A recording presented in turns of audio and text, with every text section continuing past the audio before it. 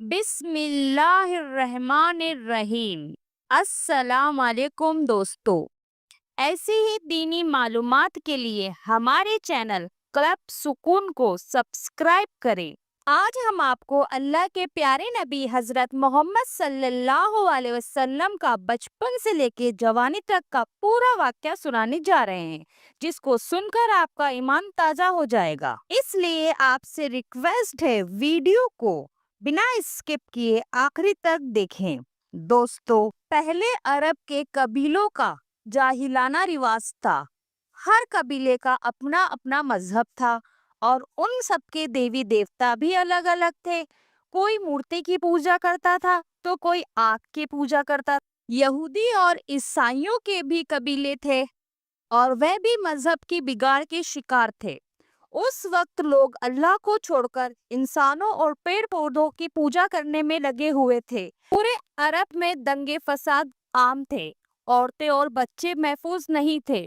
لوگوں کی جان اور مال کی حفاظت کی کوئی گارنٹی نہیں تھی۔ اس اندھیرے دور سے دنیا کو باہر نکالنے کے لیے اللہ نے حضرت محمد صلی اللہ علیہ وسلم کو اپنا پیغمبر بنا کر اس دنیا میں بھیجا۔ 12 ربیع الاول 571 عیسوی میں پیر کے دن صبح 7 کی یعنی فجر کے وقت مکہ میں پیدا ہوئے۔ پیدا ہوتے ہی آپ کے دادا عبد المطلب آپ کو گود میں اٹھا کر کعبہ شریف میں لے گئے، آپ کے لیے دعائیں کی اور آپ کا نام محمد رکھا گیا۔ پوتے کی پیدائش کی خوشی میں آپ کے دادا نے 7ویں دن آپ کے قبیلے کے لوگوں کی دعوت کی۔ لوگوں کو بلایا۔ لوگوں نے پوچھا کہ آپ نے ان کا نام محمد کیوں رکھا؟ تو آپ کے دادا نے جواب دیا کہ میں چاہتا ہوں کہ میرے پوتے پر اسلام کا اثر پڑے، اور آپ کی والدہ سیدہ آمنہ نے آپ کا نام احمد رکھا۔ دوستو، پیغمبر حضرت محمد مصطفیٰ صلی اللہ تعالی علیہ وسلم جب پیدا ہوئے تو آپ کی ختنہ پہلے سے ہی ہوئی تھی اور آپ کی آنکھوں میں سرما بھی لگا ہوا تھا اور آپ کا تمام بدن پاکیزہ تھا، ماشاءاللہ۔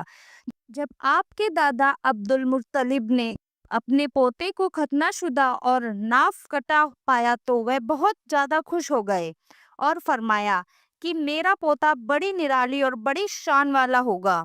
اور یہی نہیں، جب آپ صلی اللہ علیہ وسلم پیدا ہوئے تو آپ کی مٹھی مبارک بند تھی، مگر شہادت والی انگلی آسمان کی طرف اٹھی ہوئی تھی اور ایسا لگ رہا تھا جیسے خدا کی واحد نیت کا اقرار کر رہی ہے۔ دوستو، جب حضرت محمد صلی اللہ تعالی علیہ وسلم پیدا ہوئے تو اس وقت عرب میں یہ رواج ہوا کرتا تھا کہ شہر کے بڑے لوگ اپنے بچوں کو دودھ پلوانے کے لیے اور پلنے پڑھنے کے لیے دیہاتوں میں بھیج دیا کرتے تھے، تاکہ گاؤں دیہات کی کھلی ہوا میں رہ کر ان کا بچہ خوب صحت مند بنے، کیونکہ دوستو اس زمانے میں گاؤں دیہات کا موسم شہروں کے مقابلے زیادہ صاف ستھرا اور زیادہ اچھا ہوا کرتا تھا۔ اسی وجہ سے گاؤں دیہاتوں میں پلے بچے زیادہ صحت مند اور موٹے تازے ہوا کرتے تھے۔ دوستو، اسی رواج کے مطابق پیغمبر حضرت محمد صلی اللہ تعالی علیہ وسلم کو بھی مکہ سے دور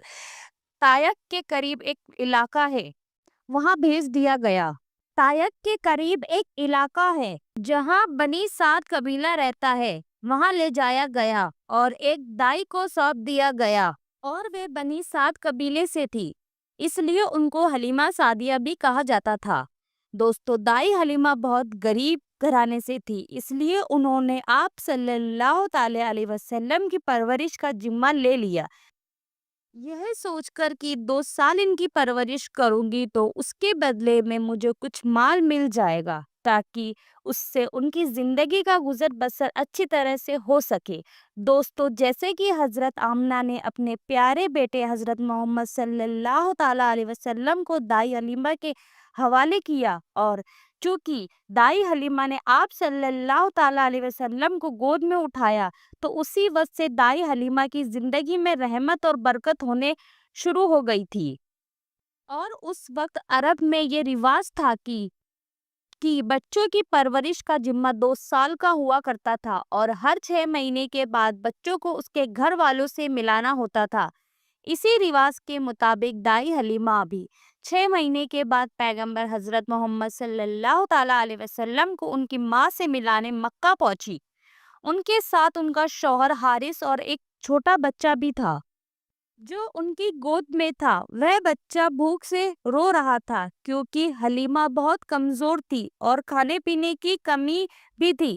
اس وجہ سے دائی حلیمہ دودھ نہیں پلا پا رہی تھی۔ اللہ کے پیغمبر محمد صلی اللہ علیہ وسلم کو اپنی گود میں اٹھایا اور ان کو دودھ پلانا شروع کیا تو پیغمبر حضرت محمد صلی اللہ تعالیٰ علیہ وسلم نے خوب سیر ہو کر دودھ پیا۔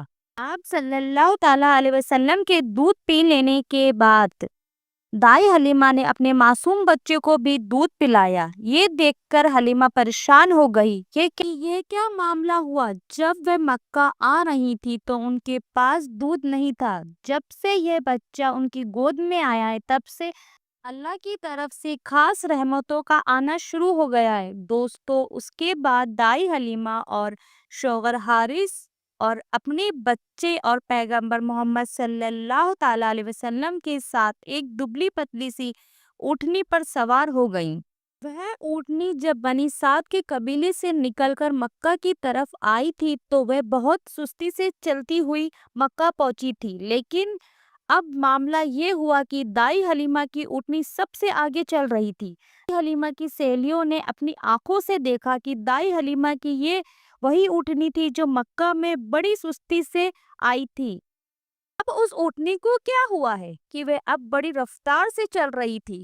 دوستو، یہ نظارہ دیکھ کر دائی حلیمہ کی سہیلیاں کہنے لگیں، حلیمہ، ہم پر رحم کرو، دھیرے چلو، کیا یہ وہی اونٹنی ہے جس پر تم آئی تھی؟ تو یہ سن کر دائی حلیمہ کہنے لگی کہ جب سے یہ بچہ میری گود میں آیا ہے تب سے معلوم نہیں عجیب عجیب سے واقعہ میرے ساتھ ہونے لگے ہیں۔ دوستو، اس کے بعد دائی حلیمہ کی زندگی میں رحمتوں اور برکتوں کا سلسلہ چلتا رہا اور ایسا کرتے کرتے 2 سال پورے ہونے کو آ گئے، یعنی کہ بچے کی پرورش کا ذمہ پورا ہونے کو آ گیا۔ جو ایگریمنٹ ہوا تھا وہ پورا ہو رہا تھا۔ خیر اور برکتوں کا سلسلہ دائی حلیمہ نے ان 2 سالوں میں اپنی زندگی میں خوب دیکھا۔ اس وجہ سے ان کا دل نہیں چاہ رہا تھا کہ وہ اس نورانی بچے کو واپس اس کے گھر والوں کو سونپ دے، مگر دستور کے مطابق 2 سال کے بعد ان کو واپس سونپنا ہی تھا۔ اس لیے 2 سال کے بعد جب دائی حلیمہ پیغمبر حضرت محمد صلی اللہ تعالیٰ علیہ وسلم کو اپنے ساتھ لے کر مکے کی طرف نکل پڑی۔ جب وہ مکے میں پہنچی تو حضرت آمنہ سے کہنے لگی، آپ کا بچہ بڑی ہی رحمتوں اور برکتوں والا بچہ ہے۔ جب سے یہ بچہ میری گود میں آیا تب سے میری زندگی ہی بدل گئی۔ میری زندگی میں برکتوں اور رحمتوں کا دور شروع ہو گیا ہے۔ اس لیے میری آپ سے گزارش ہے کہ آپ تھوڑے دن اس بچے کو میرے پاس رہنے دیں۔ میں تھوڑے دن اس کی پرورش کرنا چاہتی ہوں۔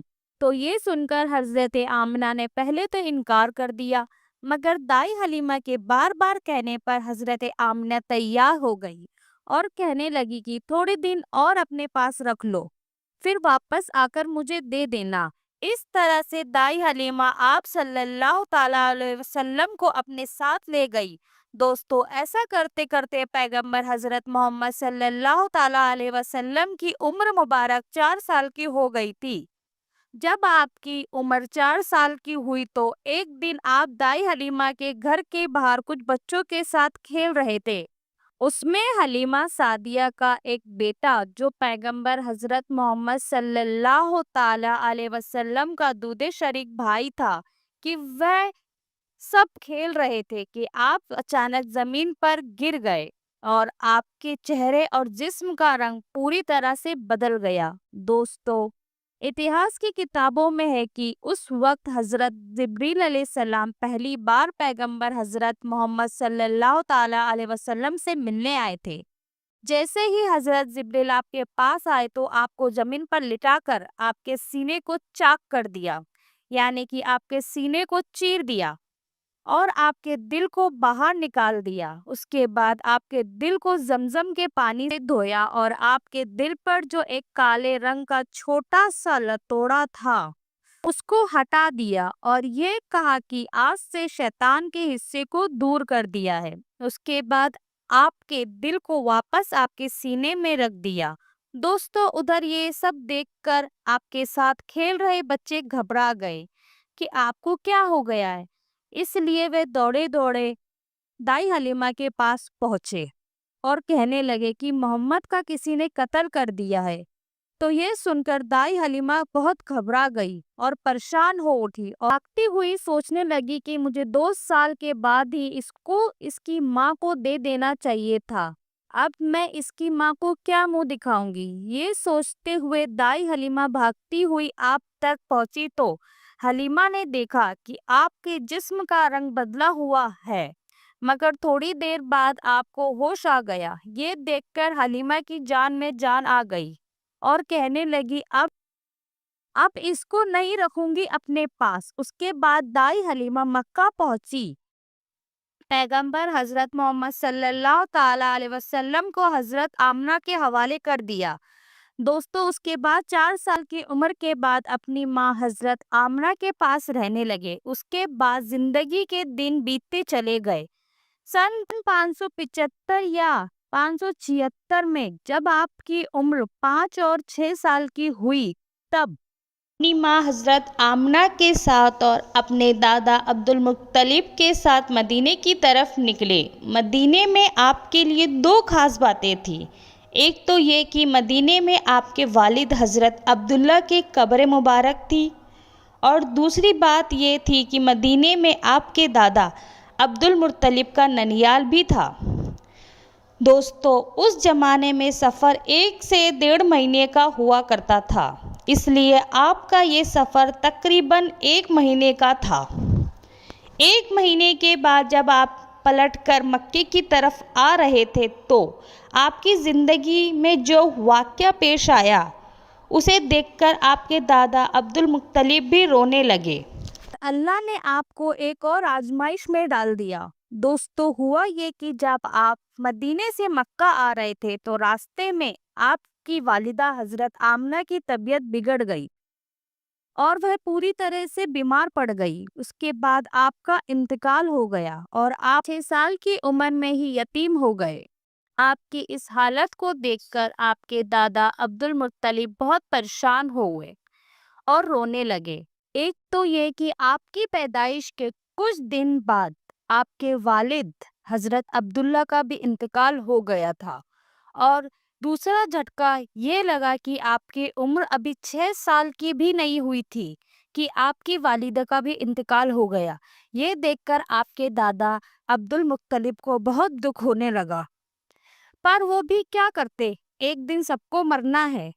اس کے بعد آپ کے دادا عبد المطلب نے آپ کو اپنی گود میں اٹھایا اور مکہ کی اور چل پڑے، اس فکر اور اس سوچ کے ساتھ آخر اس معصوم سے بچے کے ساتھ ایسا کیوں ہو رہا ہے۔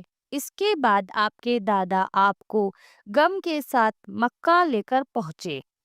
آپ کے گھر کے اندر غم کا ماحول تھا۔ ابو طالب جو آپ کے چاچا تھے وہ آپ کو اس حالت میں دیکھ کر رونے لگے۔ ابو طالب آپ کو بہت چاہتے تھے اور عبد المطلب بھی آپ کو اپنے بیٹے سے زیادہ، اپنے پوتوں سے زیادہ، سب سے زیادہ وہ آپ سے پیار کرتے تھے۔ ویسے دوستو، میں آپ کو بتا دوں، عبد المطلب وہ شخص تھے جو قریش کے بہت بڑے سردار تھے۔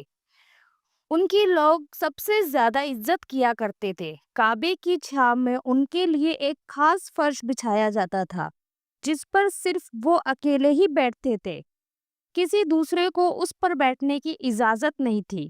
اللہ کے پیغمبر حضرت محمد صلی اللہ تعالی علیہ وسلم ابھی بہت چھوٹے تھے، کھیلتے کھیلتے کبھی وہاں جایا کرتے تھے اور جا کر اس پر بیٹھ جایا کرتے تھے، اور عبد المطلب کے ساتھ ہی آگے آتے تاکہ ان کو وہاں سے اٹھا کر الگ نہ بٹھایا جا سکے۔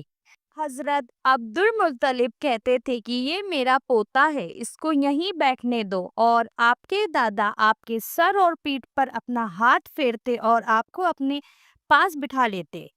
آپ کی وہ ہر خواہش کا خیال رکھتے تھے، آپ کی ہر ضرورت کو وہ پورا کرتے تھے۔